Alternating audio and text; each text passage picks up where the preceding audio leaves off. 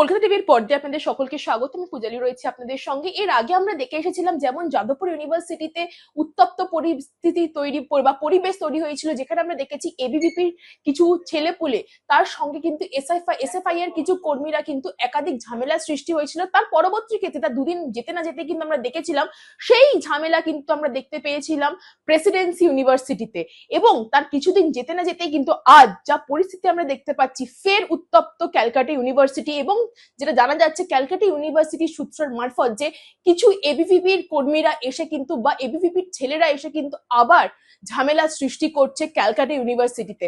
দেখুন সেই ছবি সরাসরি।